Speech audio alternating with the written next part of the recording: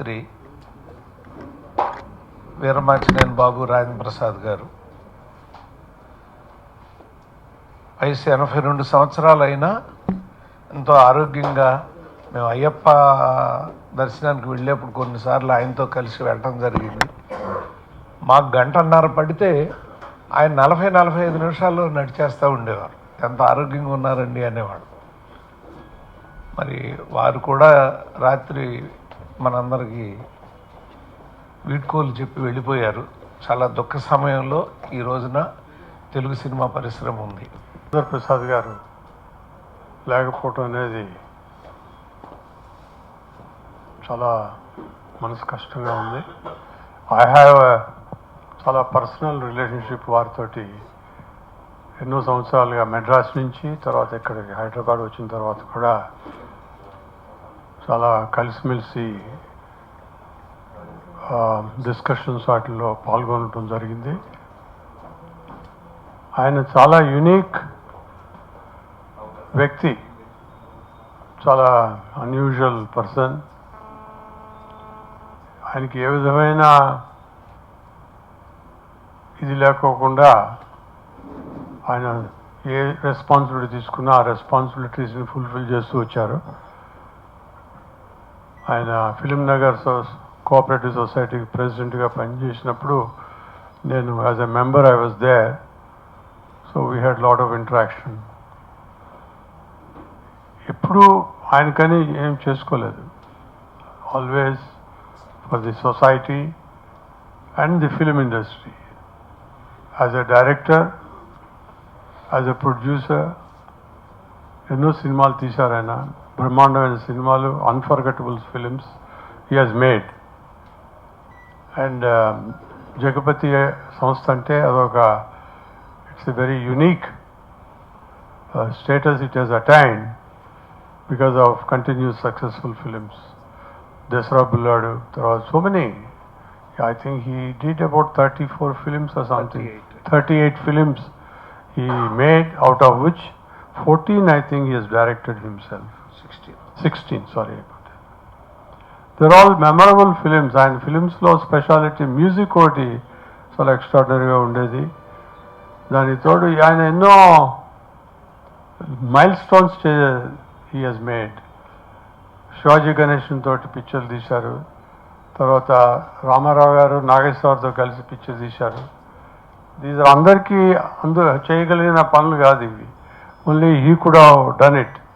Tremendous respect he commanded from the fraternity of filmmakers, and this film won some awards also. So it is really sad that he is no more with us. ఆయన ఇక్కడ గత 10 సంవత్సరాలుగా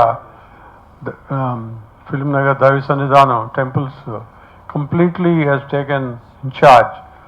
ఆయన designing కానీ కట్టడం కానీ అంతా ఆయన పర్సనల్ రిలేషన్షిప్ కూడా ఉపయోగించి వాటికి డబ్బు కలెక్ట్ చేసి he has made it. And he use to day for 10 years morning till evening he use to be in the temple. He used to go for lunch and come back again. Like office he worked. Nobody else could have done any better. And today this unique. The temples, 10 of them I think, 10 gods are there.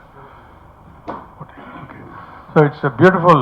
Whoever goes there, they are very thrilled to see the cleanliness and also the way the pujas are conducted, the way the annual functions are conducted. He was very close to my brother who is no more.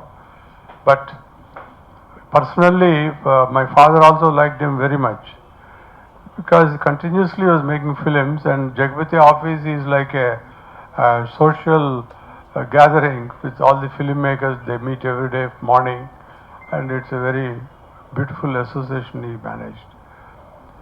I do not think I'll be able to see in my life one more person like Rajendra Prasad. He is so unique.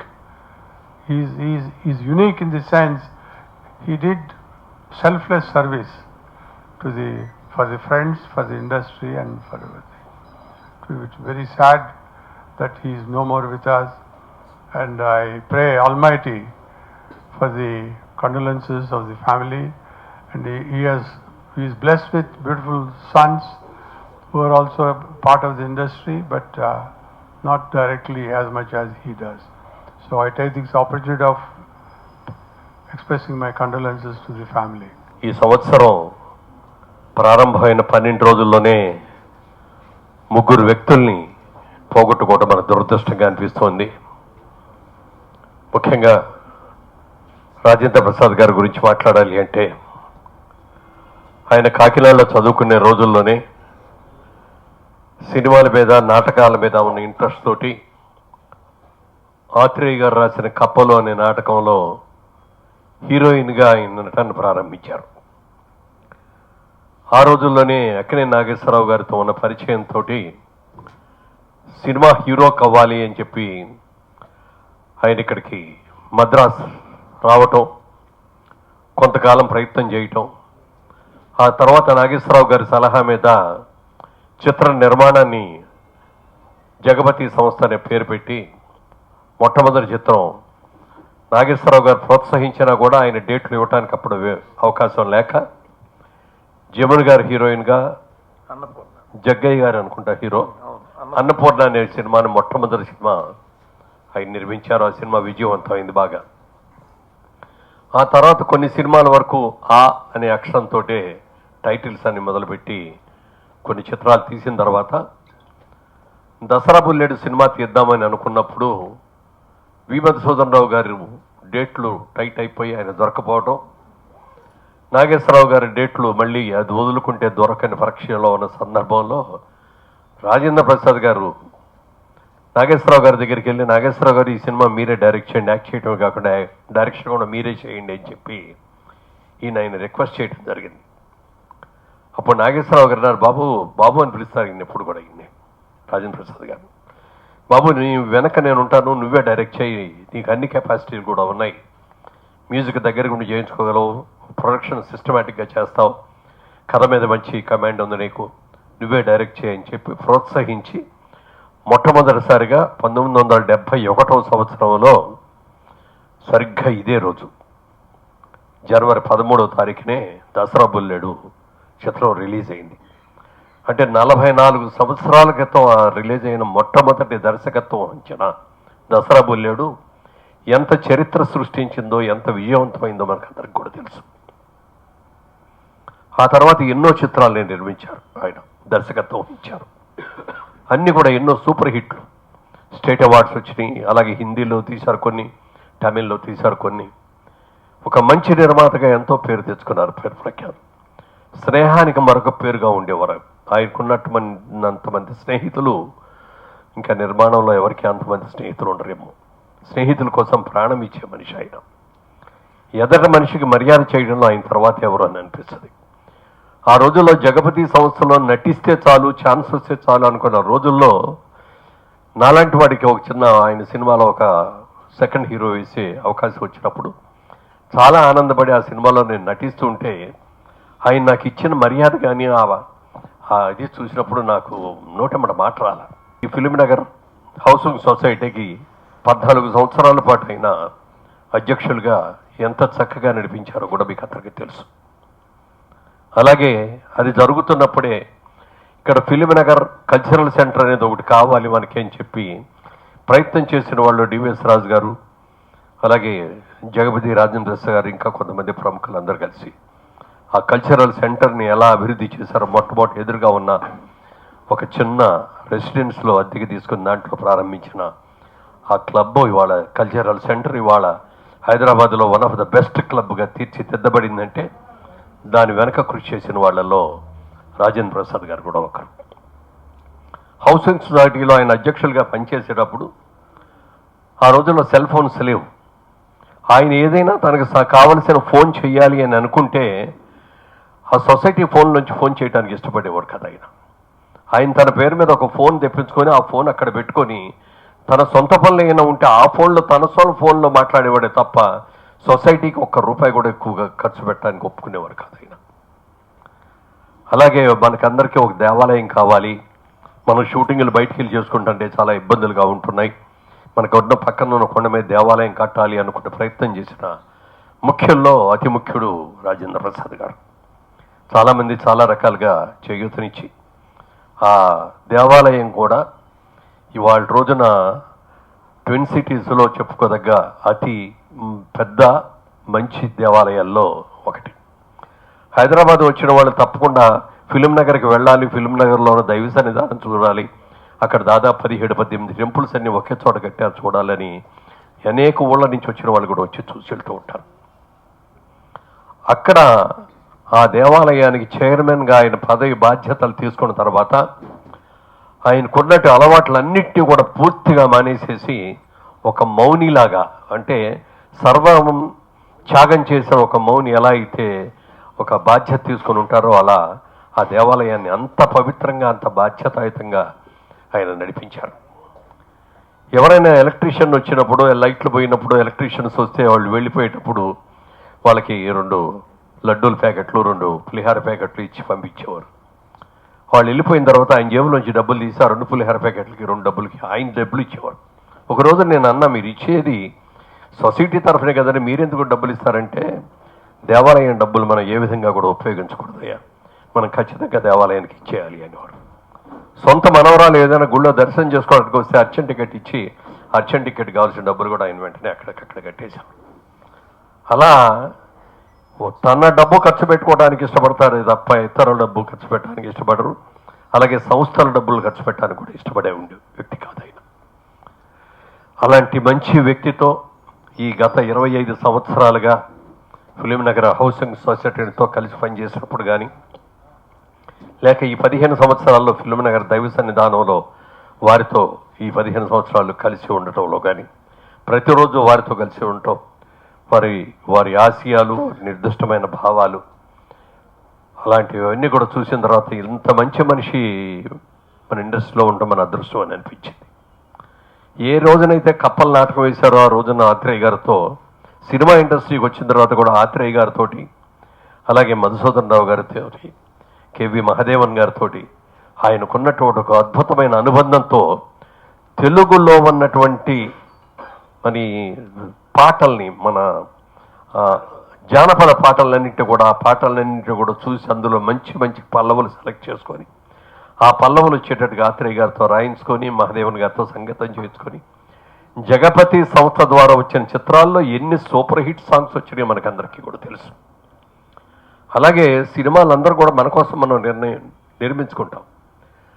Rajendra Prasad గారిలో గొప్పతనం ఏంటంటే, ఇండస్ట్రీలో ఎవరూ చేయనటువంటి ఒక గొప్ప పని, తనని నమ్ముకొని తన సంస్థలోనే అనాదిగా ఎన్నో రోజులుగా పనిచేస్తున్న ఎంప్లాయీస్కి అందరి కోసం అని ఒక సినిమా తీసి ఆ సినిమాలో వచ్చిన లాభాలన్నీ కూడా వాళ్ళందరికీ కూడా పంచి ఇచ్చినటువంటి గొప్ప వ్యక్తి రాజేంద్ర ప్రసాద్ గారు. పెద్ద మనిషి అంటే ఆయన అనిపించేట్టుగా ఉండేవారండి. ఆయన ఆస్తి అమ్మి కూడా సినిమా అప్పులు తీర్చానని చెప్పాడు ఆయన, మేము అయ్యప్ప దగ్గరికి వెళ్తున్నప్పుడు. అంత మంచి మనిషి. మా దురదృష్టం ఏంటంటే, మేము ఆయనతో కలిసి 2 సార్లు ప్రయత్నం చేశాం. మొట్టమొదట వచ్చిన కొత్తలో ఒకసారి ప్రయత్నం చేశాము, అప్పుడు కుదరలేదు. మళ్ళీ 2000 ప్రాంతాల్లో సోహన్ బాబు గారు, కృష్ణ గారితో మళ్ళీ ప్రయత్నం చేసాం, అది కుదరలేదు. లేకపోతే కనీసం ఒక సినిమా రాసిన అదృష్టం మాకు పట్టేది. అంత రాజేంద్ర ప్రసాద్ గారి గురించి చెప్పాలంటే చాలా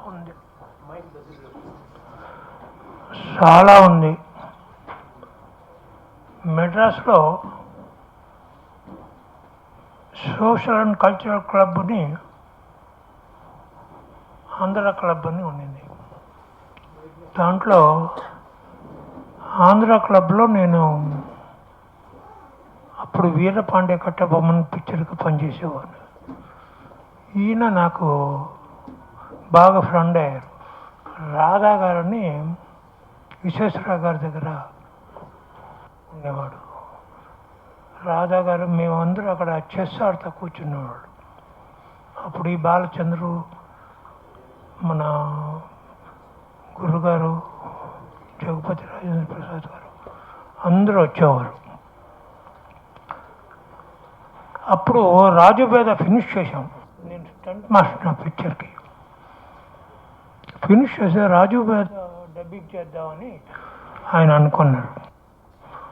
ఫస్ట్ జమినీ స్టూడియోలో రంగారావు గారని ఒక ఆయన బాగా ఫ్రెండ్, మన జగపతి రాజేంద్ర ప్రసాద్ గారు ఫస్ట్ ఫ్రెండ్. ఆయన యాజ్ ఇట్ ఈస్గా పిక్చర్ తీద్దామని అనుకున్నారు రంగారావు గారితో. ఆయన సౌండ్ ఇంజనీర్ జమినీ స్టూడియోలో, ఆయనతో తీద్దామని అనుకొని, సరే మేమందరూ ఒక మెస్ ఉన్నది మాకు, మెస్సుని మేము తయారు చేసాము. ఇది విజయరాఘవాచార్య రోడ్లో క్లబ్లోనే మెస్. అందులో పొద్దున్న సాయంకాలం అక్కడే భోజనం చేసేవాళ్ళు, అలా ఉండేవాళ్ళు. అక్కడి నుంచి ఫ్రెండ్షిప్ మాకు. అంత గొప్పవాడు ఇవాళ నన్ను వదిలిపెట్టి పోయాడంటే ఎలాగ పోయాడు ఏమిటి అనేది తెలియదు. నిన్న టీవీ నేను చాలా రేర్గా ఓపెన్ చేస్తున్నాను, టీవీ ఓపెన్ చేస్తే రాజేంద్ర ప్రసాద్ గారు పోయారన్నారు. మతిపోయింది నా కోసం. అంతట మంచి ఫ్రెండు, అంతట మంచివాడు, చాలా మంచివాడు అనమాట. అందరికీ హెల్పింగ్ నేచర్ ఉన్నవాడు పోయాడు. ఇంకా మన లాభం లేదనుకున్నాను. ఒక సెకండ్ థింక్ చేశాను, ఏంట్రా 102 years అయింది, నేను ఎందుకు ఉండాలి, వాళ్ళకన్నా ముందు నేను పోవాల్సిన వాడు, నేను పోకుండా అలాగనే ఉన్నాను అని చాలా బాధపడ్డాను. ఏం చెప్పేది ఆయన గురించి, పొద్దున చూసి ఏడుపు తప్ప ఇంకేం లేదు నాకు. రాజేంద్ర ప్రసాద్ గారు మాకెప్పుడు సివిఆర్ ప్రసాద్ గారు చెప్తుండేవారు. 56లో ఇండస్ట్రీ ఇక్కడ షిఫ్ట్ కావడానికి వచ్చినప్పుడు ఇక్కడ సినిమాలు ఎక్కువ చేసింది సారథి స్టూడియోలోనే ఎక్కువ ఉండి చేసేవారని. మాకన్నా ముందు తరం మా వర్కర్స్ కూడా బాగా చరిత్రలో చెప్పుకునేవాళ్ళం, ఇలా ఉండేది అలా ఉండేదని. ఎప్పుడు కూడా ఫ్యామిలీ వర్కర్స్ మొత్తం ఒక కుటుంబం లాగా చూసుకునేవారు వారు. షూటింగ్ అంటేనే ఒక జగపతి పిక్చర్ సంస్థలో పనిచేస్తున్నాం అంటే ఒక మినిమం గ్యారంటీ. అలా కొన్ని కంపెనీలు పెద్ద కంపెనీలు ఉన్నప్పుడు ఆ రోజు ఒక ఫ్యామిలీ లాగా జరిగేది. షూటింగ్లకు వెళ్ళేవాళ్ళు, అలాగ అందరినీ అలాగే చూసుకునేవాళ్ళు. అలాంటి నిర్మాత విబి రాజేంద్ర ప్రసాద్ గారు ఈరోజు మనల్ని విడిచి వెళ్ళిపోయారు. వారి ఆత్మకు శాంతి చేకూర్చాలని మా అందరి కార్మికులందరి తరఫున హృదయపూర్వకంగా కోరుకుంటున్నాను. జనవరి 1991 సంవత్సరంలో కరెక్ట్గా ఇప్పటికి 24 years అయింది. ఆనాడు ఆయన ఈ హౌసింగ్ సొసైటీకి ప్రెసిడెంట్గా ఎన్నుకోబడ్డారు. ఆయన ప్రెసిడెంట్గా ఉంటూ 16 సంవత్సరాలు ప్రెసిడెంట్గా చేశారు. ఫస్ట్ 2 terms, ఒక్కో టర్మ్ 3 years, సెకండ్ 2 terms, ఒక్కో టర్మ్ 5 years, అట్లా 16 సంవత్సరాలు ఆయన ప్రెసిడెంట్గా చేశారు. ఈ 16 సంవత్సరాలు కూడా ఆయనతో పాటు నేను సెక్రటరీగా పనిచేశాను. ఆయన ప్రెసిడెంట్గా వచ్చిన కొత్తలో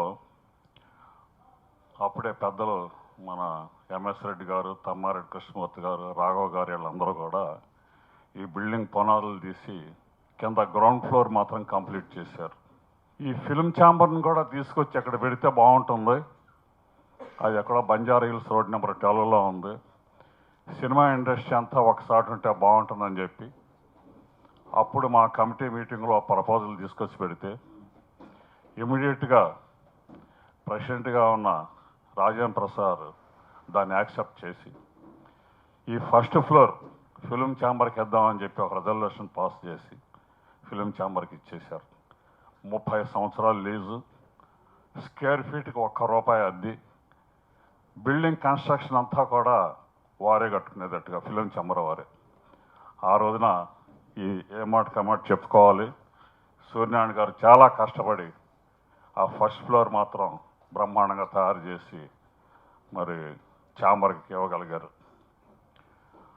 ఆ సందర్భంలో ఇప్పుడు ఆంధ్రా బ్యాంక్ ఉన్న ఏ పోర్షన్ అయితే ఉందో యాక్చువల్గా ఆ పోర్షన్ ఈ బిల్డింగ్లో పార్ట్ కాదు, కానీ ఛాంబర్ కడతం కోసం సౌత్ వెస్ట్ వాస్తు కోసం అని చెప్పి దాన్ని కట్టారు.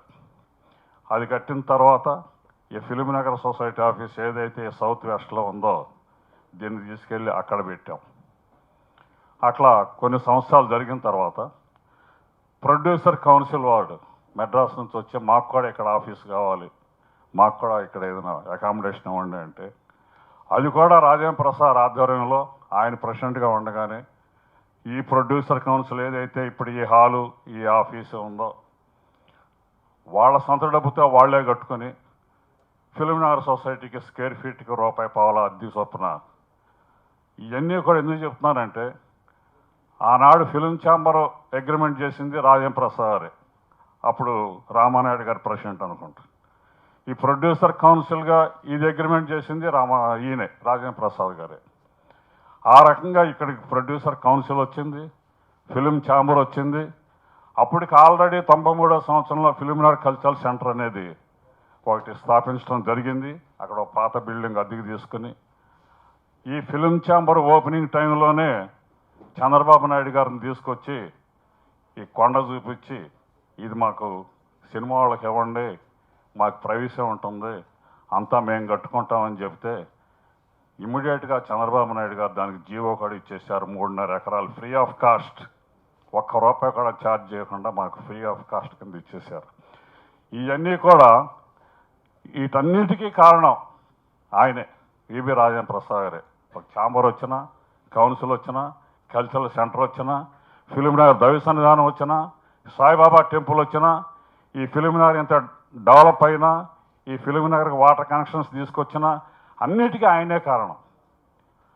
ఆయన మీరు ఇది చేయండి, ఈ ప్రకారంగా చేయండి అని చెప్పటం, మేము చేయటం, కలిసి పనిచేయటం. ఆ రోజుల్లో మురళీమోహన్ గారు కూడా వైస్ ప్రెసిడెంట్గా ఉండేవాళ్ళు, ఆ రోజుల్లో సూర్యనారాయణ గారు కూడా మా కమిటీలో ఉండేవాళ్ళు. మేమందరం కలిసి సమిష్టిగా పనిచేసి ఈ ఫిల్మ్నగర్ కాంప్లెక్స్ని కానివ్వండి, ఈ సొసైటీని కానివ్వండి చాలా బ్రహ్మాండంగా డెవలప్ చేసాం. మధ్యలో నాకు ఒక కార్పొరేటర్ ఒక పదవి లభించబట్టి ఇంకా ఎక్కువ డెవలప్, ఎన్నో హైమాస్ లైట్లు తీసుకురావటం, ఇంకా పార్కులు డెవలప్ చేయటం, వీటిలో కూడా రాజేంద్ర ప్రసాద్ గారి పాత్ర ఉండటం, ఇవన్నీ కూడా జరిగిందనమాట. కరెక్ట్గా జనవరి 13వ తారీఖున ఇదే రోజు ఫిల్మ్నగర్లో మా మదర్ పోతే ఆయన వచ్చారు. కరెక్ట్గా వాళ్ళకి 1 year అయింది. నాకు అది కూడా గుర్తుకొచ్చింది. సో ఆయనకే నాకు ఉన్న సంబంధం దాదాపుగా ఈ 25 yearsలో దాదాపుగా 23 years నేనే సెక్రటరీగా ఉన్నాను. ఆయన 16 సంవత్సరాలు ప్రెసిడెంట్గా పనిచేశారు. అట్లాగే దైవ సన్నిధానం కట్టేటప్పుడు కూడా మేము పెద్ద ఇంట్రెస్ట్ చూపించకపోయినా ఆయన మాత్రం ప్రతిరోజు కన్స్ట్రక్షన్ ఎంతవరకు వచ్చింది, ఏ మాటకు మాట చెప్పుకోవాలంటే రాజేంద్ర ప్రసాద్, సూర్యనారాయణ గారు చాలా కష్టపడి దైవ సన్నిధానాన్ని తీర్చిదిద్దారు. చాలా బాగా చేశారు. చాలామంది దగ్గర వెళ్ళి డబ్బు తీసుకొచ్చి దాన్ని ఏ రకంగా ఇన్వెస్ట్ చేయాలో ఆ రకంగా ఇన్వెస్ట్ చేసి ఎక్కడ ₹1 వేస్ట్ కాకుండా కష్టపడి చేసాం. ఫిల్మ్నగర్ని డెవలప్ చేసాం. సినిమాకి రకరకాల హంగులు సంగీత పరంగా కానీ భారీ సెట్లతో కానీ నిర్మించే, అలానే ఆయన భారీ హృదయం, భారీ మనిషి కాదు కానీ భారీ హృదయం, భారీ చెయ్యి.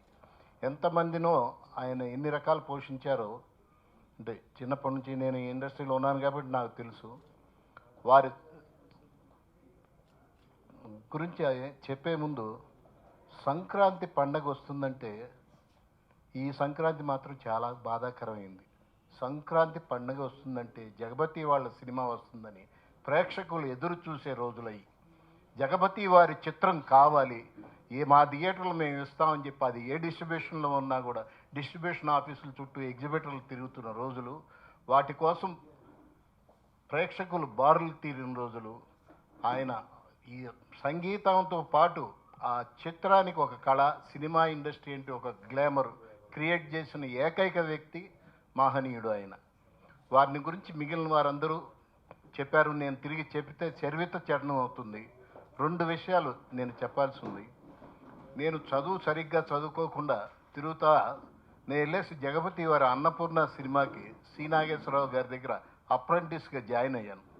మా ఫాదరు మేమంతా సినిమా ఇండస్ట్రీకి సంబంధించినందువల్ల నాగేశ్వరరావు నాకున్న పరిచయంలో ఆయన అడిగితే ముందు ట్రాలీతో వస్తూ ఉంటే జగ్గయ్య గారు పిలిచి, నువ్వు చదువుకొని నీ వ్యాపారం చూసుకుని అయినా ఇక్కడ వద్దు అని చెప్పేసి చెప్పింది. రాజేంద్ర ప్రసాద్ గారు ఆ విషయం గురించి నేను తర్వాత చెప్తే ఆయన నవ్వుకున్నారు. ఓహో, అయితే నీకు కూడా నా సంస్థతో సంబంధం ఉంది అని చెప్పేసి. వీటన్నిటిని మించి ఆంధ్రప్రదేశ్లో ఉన్న ప్రతి ఒక్కళ్ళు ఆయన్ని గుర్తుంచుకోవాల్సిన అవసరం ఎందుకుందంటే భవానీ దీపంలో ఫస్ట్ కృష్ణా నదిలో మధ్యలో సెట్ వేసి ఇవాళ అది టూరిస్ట్ స్పాట్గా ఉంది. టూరిజం అనే దీనికి ఒక ఇది తీసుకొచ్చి ఇది పెట్టారు. భవానీ దీపంలో ఒక ఇల్లు సెట్ వేశారు. కృష్ణమ్మ కలిపింది ఇద్దరిని, నువ్వాదరిని నేదీని ధరిని అనే సాంగ్ పిక్చరైజేషన్ ఆ ఇంట్లో చాలా షూటింగ్ చేశారు. విజయవాడ ఒకటే కాదు, ఆంధ్రప్రదేశ్ మొత్తం అనుక్షణం టూరిజం ఉన్నంతకాలం ఆయన్ని గుర్తుంచుకోవాలి. నాకు ఊహ వచ్చినప్పుడు నేను విన్న సినిమా లవకుశ అండి. బళ్ళు, ట్రాక్టర్లు, లారీలు, జనం తండోపు మొత్తం బేబచ్చండి. చిన్న పిల్లాడిని అండి అప్పుడు.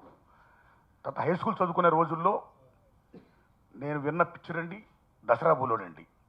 మళ్ళీ ట్రాక్టర్లు, బళ్ళు, లారీలు బేబచ్చం అండి. నేను నాగేశ్వర ఫ్యాన్ అండి. ఆ సినిమా దర్శకుడు నేను ఏ విమర్శ ఉన్నారో ఆ సుబ్బారావు అనుకున్నానండి, కానీ విబి రాజేంద్ర ప్రసాద్ గారండి. అబ్బా, ఏం నిర్మాత, ఏం దర్శకుడు, ఎంత గొప్ప అయినా నాగేశ్వర ప్రొడ్యూసర్లు, ఏం సినిమా ఇది. అక్కడి నుంచి ఆయన చూడాలని ఒక పిచ్ అండి. సో మద్రాసు వచ్చానండి సినిమా పిచ్ మీద.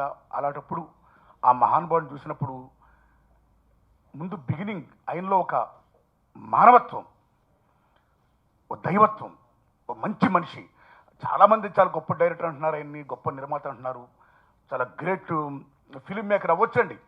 అన్నిటినీ మించి గొప్ప మంచి మనసున్న మహారాజు అండి ఆయన. అంత గొప్ప మనిషి అండి ఆయన. సో సినిమా ఫీల్డ్కి ఏ నిర్మాత వచ్చినా సరే ఎవరైనా మంచిగా భోజనాలు పెడితే ఆ నిర్మాత నువ్వయ్యా విబి రాజేంద్ర ప్రసాద్ ఇలా భోజనం పెడుతున్నావు. మళ్ళీ సినిమా ఫీల్డ్కి ఎవరైనా వచ్చి యాక్టర్లు వస్తే కరెక్ట్గా ఏ నిర్మాత పేమెంట్ ఇస్తే నువ్వయ్యా విబి రాజేంద్ర ప్రసాద్ గారిలా కరెక్ట్గా పేమెంట్ ఇస్తున్నావు. సినిమా ఫీల్డ్కి వచ్చి ఏ నిర్మాత అయినా గొప్ప హాస్పిటాలిటీతో చూస్తుంటే నువ్వయ్యా విబి రాజేంద్ర ప్రసాద్ గారిలాగా గొప్ప హాస్పిటాలిటీతో ట్రీట్ చేస్తున్నావు. వచ్చి నట్టు నీ సాంకేతిక నిపుణులు సర్వస్వం మొత్తం అంటే ఈ బికేమ్ రోల్ మోడల్. అంటే తెలుగు చలచిత్ర పరిశ్రమ కాకుండా, సౌత్ ఇండియాగా కాకుండా భారతదేశంలోనే మొత్తం ఒక రోల్ మోడల్ లాగా ఒక విబి రాజేంద్ర ప్రసాద్ గారు అంటే ఒక హాస్పిటాలిటీ, ఒక కరెక్ట్ పేమెంట్, అన్నిటినీ మించి గొప్పగా భోజనం పెట్టడం. అరే ఎంతకంటే ఏం కావాలండి? ఏమి ఆయన జన్మ ధన్యం నిజంగా. అంత గొప్ప మంచి మనిషి కాబట్టే కార్మికుల కోసం ఏ కార్మికుల వల్ల అయితే, ఏ యూనిట్ వల్ల అయితే నేను ఇంత గొప్పవాడిని అయ్యాను, ఇంత నిర్మాతనయ్యాను, ప్రపంచం నేను తెలిసాను అనుకున్నాడైనా అలాంటి కార్మికులు రుణం తీర్చుకోవడం కోసం పిచ్చిమారదని సినిమా తీసి ఆ లాభాలని వాళ్ళు పంచిన నిజమైన మానవతావాది మహానుభావుడు ఆ విబి రాజేంద్ర ప్రసాద్ గారండి. సో ఆయన పాటలు, వాళ్ళు మొత్తం బీభత్సారు, మొత్తం పెద్దలందరూ చెప్పారండి. చిట్టపడ చినుకులని ఆయన హాల్ హిట్ సాంగ్స్ అన్నింటిని కూడా ఆయన మళ్ళీ సినిమాలు రిలీజ్ చేశారండి 2 పార్ట్స్గా. ఆ చిట్టపడ చినుకులు 2 కూడా హిట్స్ అండి నిజంగానే. సో ఇప్పటికీ రాజేంద్ర ప్రసాద్ గారు ఆ సినిమా ఫీల్డ్ అయిపోయిన తర్వాత దైవ సన్నిధానం మొత్తం ఏదైనా ఉండొచ్చండి. మహానుభావుడైనా ఆ దైవ సన్నిధిలో కలిసిపోయాడండి ఆయన. మహాకవి ఆత్రేయ గారు బెస్ట్ ఫ్రెండ్. పోయిన వాళ్ళందరూ మంచోళ్ళు, ఉన్నోళ్ళు పోయినోళ్ళు తీపి గుర్తులంటాడు ఆత్రేయ గారు. ఈవేళ ఆయన గొప్ప మహానుభావుడు, మనందరూ ఆయన తీపి గుర్తులు అండి. ఆ దశలో మనం ఆయనలాగా ఉండాలి, నిజాయితీగా ఉండాలి, నిక్కచ్చిగా ఉండాలి, హ్యూమానిటరీ గ్రౌండ్స్తో ఉండాలి, ఎబవాల్ ఒక గ్రేట్ హ్యూమన్ బీయింగ్ ఉండాలి. అదే ఆయన మనకిచ్చిన గొప్ప వారసత్వం అండి. సో ఈ దశలో నేను విజ్ఞప్తి చేసేది అంటే ఆయన వారసత్వం నిలబడాలన్నా, ఆ మహానుభావుడు కలకాలం ఇంకా అజరామంగా అలా ఉండాలన్నా ఏ మహోన్నత ఆశయం ఉందో సూర్యాన్ గారు చెప్పారు, ఫిలిం క్లబ్ ఇలా అని కట్టండి. కానీ ఇవాళ ఫిలిం క్లబ్ చూడండి, అది నిజంగా ఫిలిం క్లబ్ ఇవాళ ఎందరో మొత్తం ఎవరెవరో వచ్చేసారు, మొత్తం కబ్జా ఆకుపోయాడు. సో విబి రాజేంద్ర ప్రసాద్ గారు కలగన్న ఫిలిం క్లబ్ ఈవేళ it's going to be another club అండి. సో అలా ఫిలిం ఫీల్డ్ని కబ్జా చేయకుండా ఏ మహోన్నత ఆశయాల కోసం ఆయన ఫైట్ చేసాడు, ఇవన్నీ ఏర్పరిచాడో అలా ఆ సంపదని, ఆ విలువల్ని కాపాడుకోవడం కోసం సినిమా ఫీల్డ్, సినిమా క్లబ్ అనేది సినిమా వాళ్ళు కొంచెన్నాడే నిజంగా రాజేంద్ర ప్రసాద్ గారికి నిజమైన జోహార్లు నివాళులు ఇప్పించుకుంటామని కోరుకుంటూ ఆ మహానుభావుడు ఆత్మశాంతి చేకూర్చాలని భగవంతుడు ప్రార్థిస్తున్నానండి. Thank you. మేము మెడ్రాస్లో ఉన్న యూనిట్ అందరినీ తీసుకొచ్చి ఇక్కడ గెస్ట్ హౌస్లో పెట్టారు. గెస్ట్ హౌస్లో అందరికీ ఎలాంటి సదుపాయాలు, 15 రోజులు షెడ్యూల్, ఫ్యామిలీని వదిలేసి వచ్చారు మీరు అందరూ అని చెప్పి మా అందరికీ కూడా అనుక్షణం ఆయన ఏమేం కావాలి చూసి మమ్మల్ని చక్కని ప్లేస్లో ఉంచి భోజనాలు ఏర్పాటు చేసేవారు. అలాగే టెక్నీషియన్స్ అంటే ఆయనకి చాలా అభిమానం.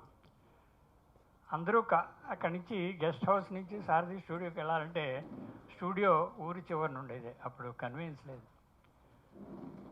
కార్లుంటే కారులో మమ్మల్ని అందరినీ ఎక్కించి వెళ్ళిపోమనేవారు. సార్ మీరు ఎక్కండి కారు అంటే, మీరందరూ పనిచేసేవాళ్ళు, మీరందరూ వెళ్ళండి, ఆయన రాకపోతే ఏమిటనేవారు. అలాగా ఆయన టెక్నీషియన్స్ అంటే చాలా గౌరవం ఇచ్చేవారు. చిన్న అసిస్టెంట్ డైరెక్టర్ని, నాకు ఇప్పుడు 125 రూపాయలు జీతం అయినా కూడా నన్ను కూడా అంత గౌరవంగా చూసేవారు. నేను ఒకసారి టైఫాయిడ్ వస్తే బ్యాచులర్గా సింగిల్ రూమ్లో ఉండేవాడిని మద్రాసులో. ఆయనకి ఏం కావాలో చూడండి అని మేనేజర్ని పంపించి, ఆయన ఆఫీస్లో ఉన్న ఫ్యాన్ ఒకటి పంపించి నాకు ఆయనకి ఇవ్వండి, ఆయనకి మందులో ఏం కావాలో చూడండి అని ఎంతో ఆప్యాయంగా చిన్న చిన్న టెక్నీషియన్స్ని కూడా గౌరవంగా చూసేవారు. ఇక్కడికి వచ్చిన తర్వాత కూడా ఆయన గురించి పరిశ్రమలో టెక్నీషియన్స్కి కార్మికులకి ఇంత ఇంపార్టెన్స్ ఇస్తారు అని చెప్పి కొన్ని విషయాలు నేను పేపర్లో రాస్తే నాకు ఫోన్ చేసి ఆయన నా గురించి గొప్పగా రాసేవయ్యా అని చెప్పి నన్ను అప్రిషియేట్ చేశారు. ఇలాగా ఆయనతో చాలా, నేను ఇన్స్టిట్యూట్ ప్రారంభించినప్పుడు కూడా నన్ను వచ్చి ఆశీర్వదించారు. అనేక విధాలుగా నా వెనకాల ఆయన ఉండేవారు, నన్ను ఎప్పుడూ మెచ్చుకుంటూ ఉండేవారు. ఆయన లేకపోవడం ఈరోజు నిజంగా దురదృష్టంగా భావిస్తున్నాను. రాజేంద్ర ప్రసాద్ గారితో నాకు ఆయన మద్రాసు నుంచి హైదరాబాదుకు షిఫ్ట్ అయిన తర్వాత దగ్గర నుంచి పరిచయం ఉంది. ఆ పరిచయం ఎంతగా అంటే వాళ్ళ కుటుంబ సభ్యులతో కూడా ఎక్కువ పరిచయం ఉండి, జగపతి బాబు గారితో కూడా 2 సినిమాలు చేయటం జరిగింది ఎగ్జిక్యూటివ్ ప్రొడ్యూసర్గా. రాజేంద్ర ప్రసాద్ గారిలో నేను చూసిన మంచి లక్షణాలు కొన్ని చెప్తాను. వాల్డెను రాజేంద్ర ప్రసాద్ గారి పెద్ద అబ్బాయి షాపు. ఎప్పుడన్నా స్టేషనరీ కొనాలంటే అక్కడికి వెడితే ఆయన డబ్బులు పే చేయక్కర్లేదు న్యాయంగా, కానీ డబ్బులు తీసుకో అని చెప్పి పే చేసి మరీ వచ్చేవారు. తర్వాత ఇంకో సందర్భంలో హైదరాబాద్లో ఈ రోడ్లన్నీ అప్ అండ్ డౌన్గా ఉండేవి. మొదట్లో బ్యాటరీ కారు ఉండేది ఆయన దగ్గర, చాలామందికి గుర్తుండే ఉంటుంది. ఆ కారు అప్పు ఎక్కకుండా ఆగిపోతూ ఉండేది, అవస్థపడుతూ ఉండేవారు. ఒకసారి ఎందుకండి కారు మార్చండి అంటే, నా దగ్గర డబ్బులు లేదు కదా, కారు ఎట్లా మార్చను అన్నాడు. సరే ఆయన చెప్పకుండా ఒకసారి జగపతి బాబు గారికి చెప్పాను, ఇట్లాంటి అంటే నిజమేనండి, కొడుకును అయినా కూడా మా డబ్బు తీసుకోడు ఆయన.